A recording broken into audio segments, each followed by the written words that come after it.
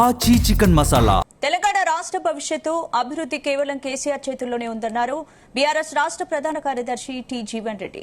Kaleshwaram project విషయంలో Telangana high court ఇచ్చిన తీర్పు రేవంత్ రెడ్డి ప్రభుత్వానికి చెంపపెట్టన్నారు.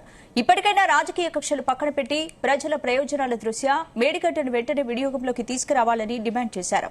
రేవంత్ రెడ్డి కళ్లు మూసుకున్న ఆయన కలలో కేసీఆర్ వస్తున్నారని, ఆ భయంతోనే అభివృద్ధిని విస్మరిస్తున్నారని జీవన్ రెడ్డి సెటైర్లేశారు.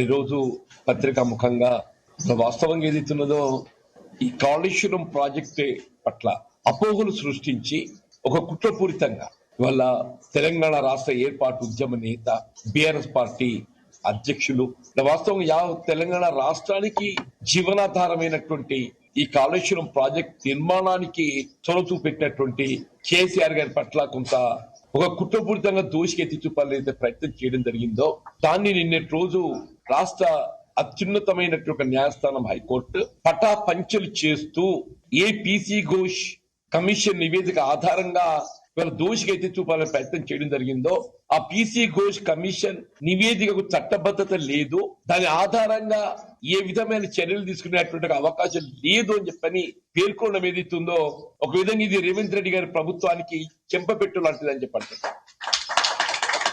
వాళ్ళ మిత్రుడు ఆగయ్య గారు ఇక్కడ జిల్లా బీఆర్ఎస్ పార్టీ అధ్యక్షులుగా, అంటే మా మిత్రులు రవీంద్రరావు గారు సుదీర్ఘ కాలంకెళ్లి నాకు అత్యంత సన్నిహితులు, టెస్కాప్ చైర్మన్ గా వారు సేవలు అందించారు. ఇక్కడ నూతనంగా మున్సిపల్ చైర్పర్సన్ గా బాధ్యతలు చేపట్టినటువంటి చైర్పర్సన్ గారు, వైస్ చైర్పర్సన్ గారు, కౌన్సిలర్ సోదరులు సోదరిమణులు, పట్టణ బీఆర్ఎస్ పార్టీ అధ్యక్షులు, మాజీ జిల్లా ప్రజా పరిషత్ చైర్పర్సన్, వైస్ చైర్పర్సన్, వివిధ హోదాల్లో ఉన్నటువంటి బీఆర్ఎస్ పార్టీ నాయకులు అందరికీ కూడా చెప్పంటున్నాయి. ఈ రోజు నేను హృదయపూర్వకంగా నమస్కారం చెప్తూ మిత్రులు ఆగయ్య గారు, రవీంద్రరావు గారు చాలా విషయాలు చెప్పారు. ఇంకా కొన్ని దాన్ని జోడిస్తాను చెప్పండి. అంటే వాస్తవంగా ఆయన ఉమ్మడి రాష్ట్రంలో